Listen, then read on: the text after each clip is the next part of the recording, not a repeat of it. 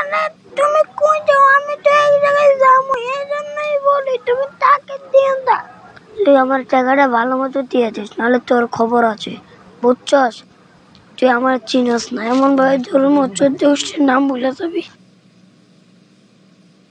এবারে তুই আমার টাকা দিবি নাকি? এমন করতে আসিস তো, টাকা না দিলে কয়া দে দেবো না, পুলিশে ধরাই দিই। টাকা দিবি না ভালো কথা, কবি তো পুলিশের ধরাই দেবো, বুঝছস? আরে ভাই তোর টাকাটা দিমু, টাকাটা হাতে আইলে তো দিমু, এত কথা কইস না ভাই। আমার মাথার মধ্যে এমনিতে চিন্তা, আমার 25 লাখ টাকার ঋণ বোঝা যায় না, এজন্যই বলি আয় এক কাপ চা খেয়ে আই সবাই আমরা দুইজন মিলা, তাহলে তোর মাথার রোগ ঠান্ডা হবো। কালু ভাই আয় আমরা এক কাপ চা খাই আই, বুঝছো?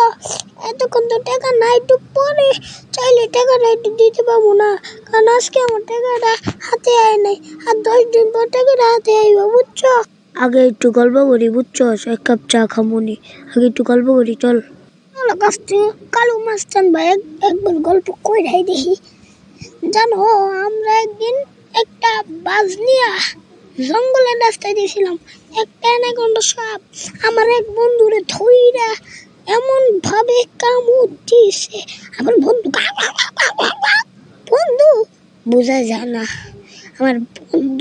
আমার বন্ধুটা এমন হয়েছিল যে আমার এই বয়সটা দিয়ে চিল্লা দিছে,